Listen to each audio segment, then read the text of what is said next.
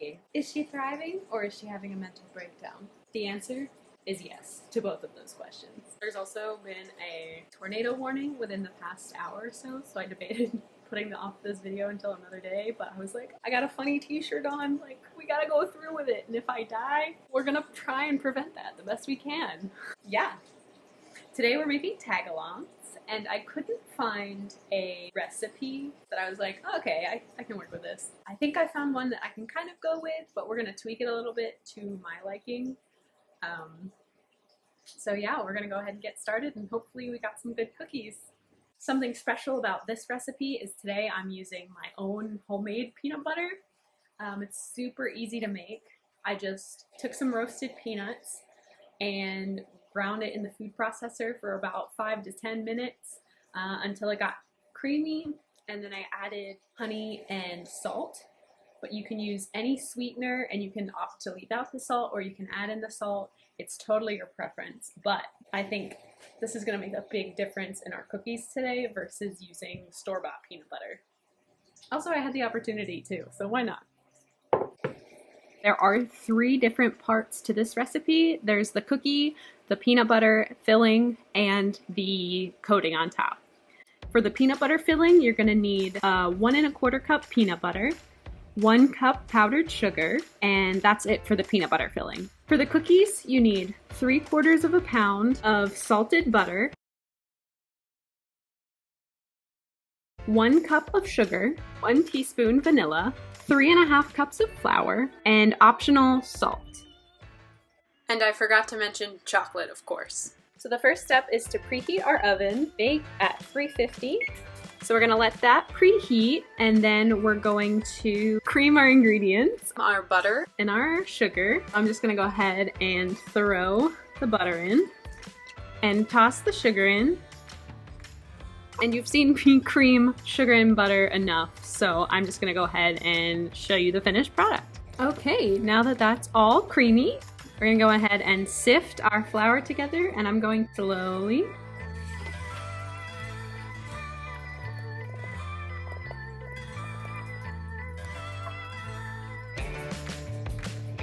So now we're gonna mix this until a dough forms.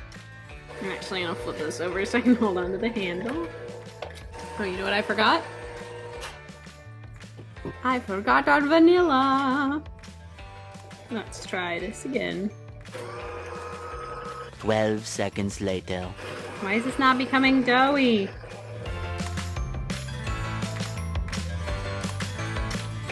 I should have added 3 sticks of butter and not 1 1/2. That was a dummy move. We're gonna try this again. I'm gonna slightly melt the butter in the microwave.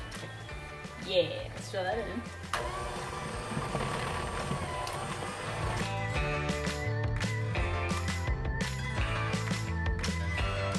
It's absolutely pouring outside. Oh, and we have thunderstorms.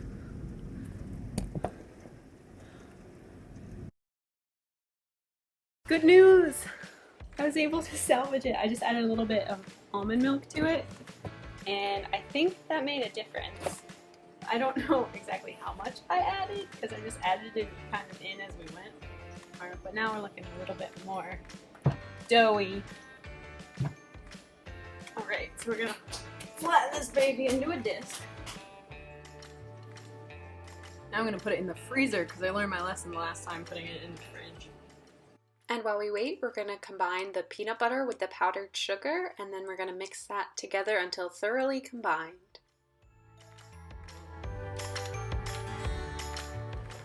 I know it looks crumbly, but the oils in the peanut butter will help it flatten out later. Let's roll out some cookies. Rolling out the cookies took quite a bit of time because there were so many of them, so I'm just going to breeze past cutting them all out.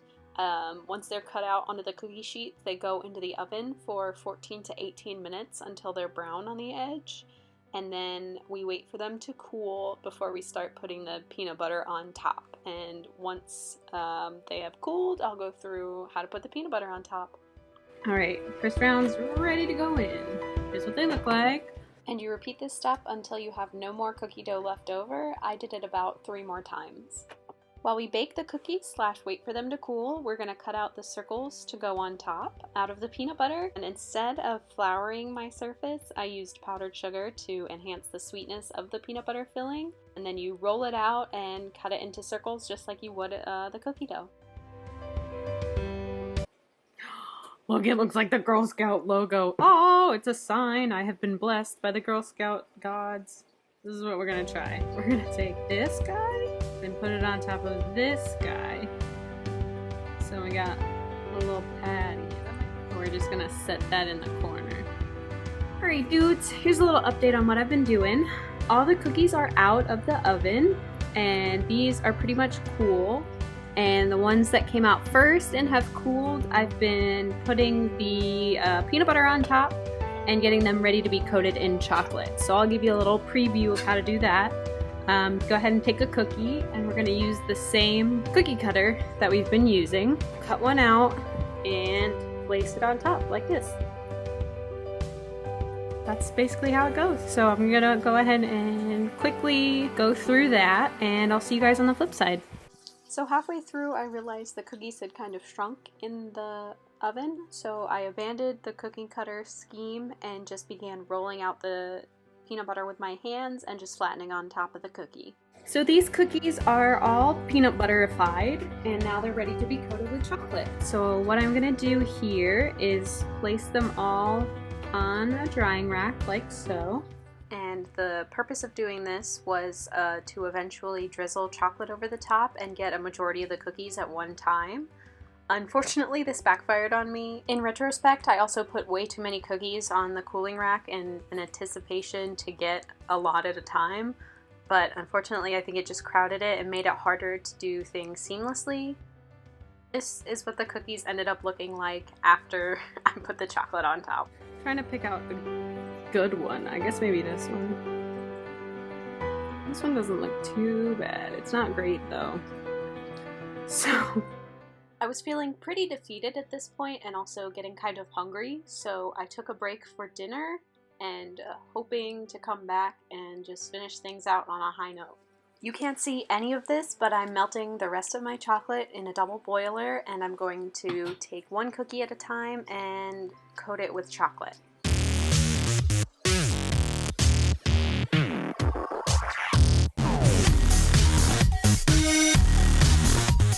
I think we have at least 4 good ones.